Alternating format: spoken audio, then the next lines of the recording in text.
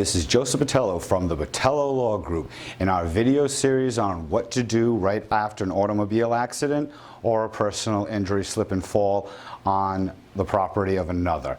In this video, we're going to be going over taking an ambulance and going to the hospital directly after the accident.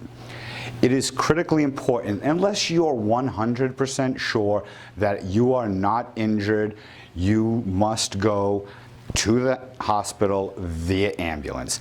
This is of critical importance. Of course, if you're not injured and you know you're not injured, obviously don't go through this. It's going to be very expensive and will waste a lot of your time if you're not injured whatsoever.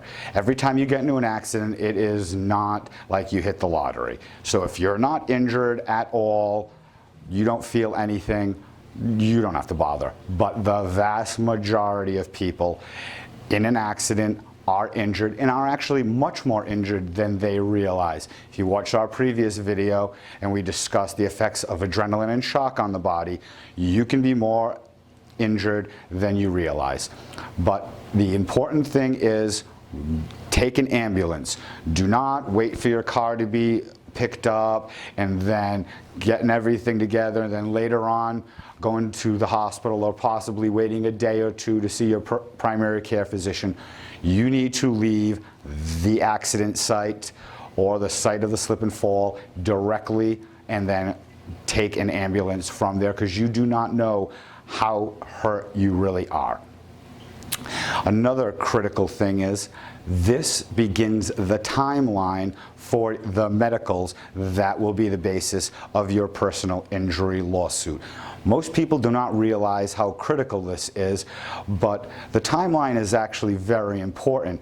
If you don't go right afterwards or wait days to go see your primary care physician, questions can be raised of the possibility that you were actually injured after the accident.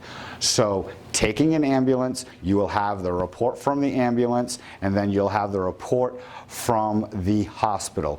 This will show that the injuries that you have sustained were sustained in said accident. This is actually very critical. A lot of insurance adjusters do make claims that the injury was the result of X, Y, and Z when it was really A, B, and C.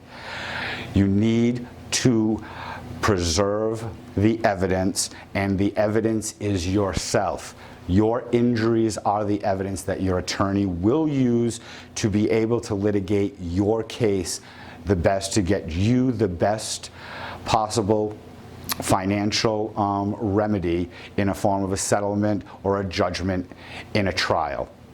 And beginning the timeline is critical. Also, it also takes out the possibility of unrelated injuries, meaning that you do not know between a time you get into an accident and a time, if you take a day or so to go see your primary care physician, you could get injured within that time period, which is something that the insurance company can easily find out through interviewing people or simple surveillance.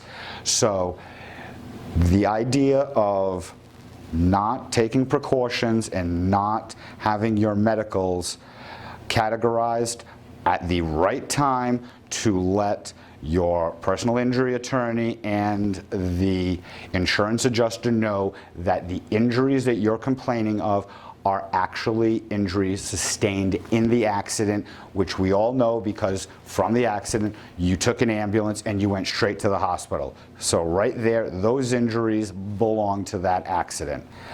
And also, this will provide your personal injury attorney with the best medical evidence possible. It is very, very important that you provide your personal injury attorney with the most accurate and best evidence for you to get the settlement or judgment that you deserve for your case. So your case is literally in your hands, and the only thing your personal injury attorney is going to be able to do is use the medical evidence. A lot of people think that they can explain how bad it hurts, explain what it's been like. That might be useful in a court of law, in a trial, but the vast majority of cases never get to a trial. And even if they do get to the trials don't actually happen. Only in about, I would say, less than 10% of cases get to the trial, and out of that, only 5% of all cases actually have the full trial to end that gets the judgment.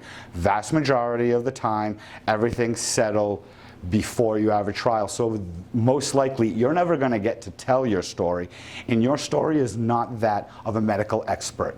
In personal injury, what's most important are the medical reports and the testimony that is provided by medical experts. That's the evidence that matters. Not as much on how you say you feel or anything of that nature.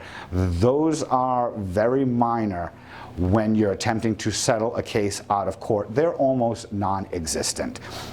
So the best evidence for your lawyer to help you get the most out of your personal injury lawsuit is medical evidence, and getting it from the time of the accident, getting in an ambulance, going to the hospital directly afterwards. That is the start of the best evidence. Also, you may be more injured than you actually believe you are. This is something that we covered in the previous video due to adrenaline and shock. So, just as a practical matter, it is important for you, after a serious automobile injury or a serious slip and fall, take an ambulance. Go directly to the hospital. Do not worry about your automobile. You can deal with that at another time. This will give your personal injury attorney the best evidence possible for you to obtain the highest settlement possible. Also, do not forget to watch all the videos in this video series about what to do after an automobile accident or a personal injury slip and fall. This is Attorney Joseph Botelho from the Botelho Law Group. Thank you and have a good day. If you enjoyed this video, please press the like button and subscribe to our channel. Also, click the notification bell to get future videos that we'll be putting out. And please share our content on social media.